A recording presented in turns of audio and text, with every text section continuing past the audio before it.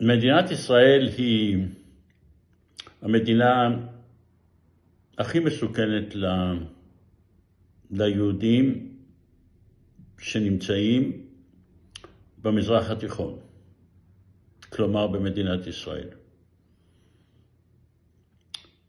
מדינת ישראל היא הכי מסוכנת ליהודים במדינת ישראל.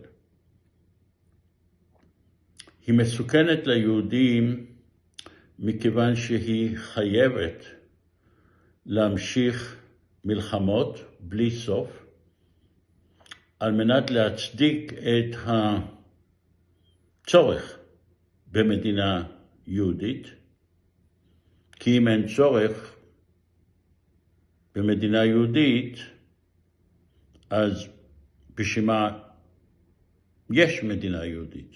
הצורך היחידי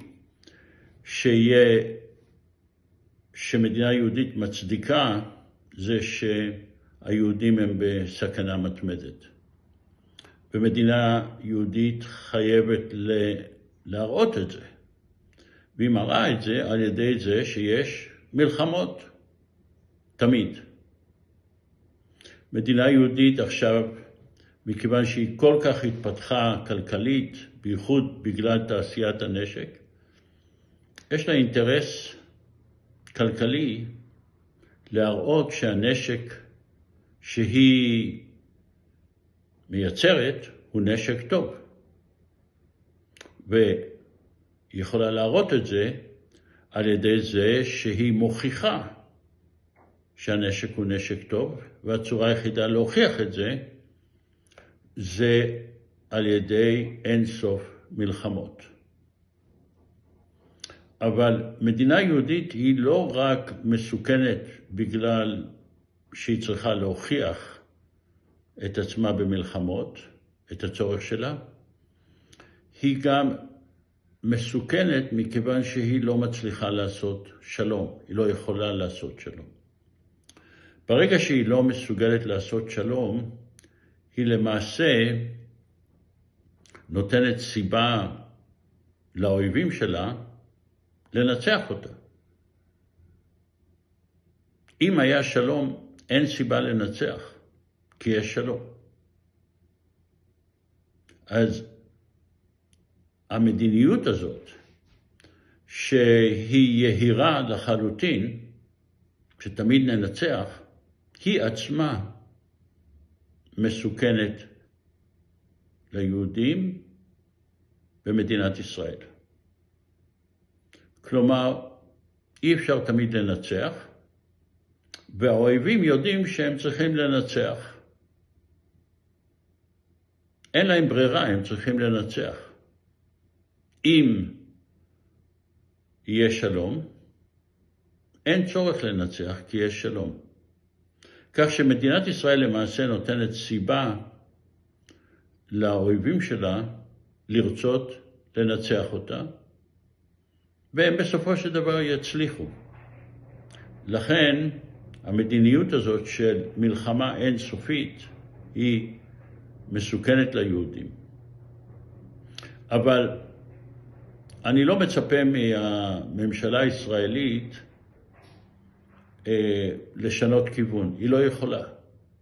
כי ממשלה ציונית שמאמינה ולימדה את התושבים שכל העולם הוא, או לפחות כל העולם הוא האויב או פוטנציאל אויב, בייחוד הפלסטינאים ובייחוד השותפים, השכנים, הם אויבים, ולכן היא לא יכולה לשנות כיוון.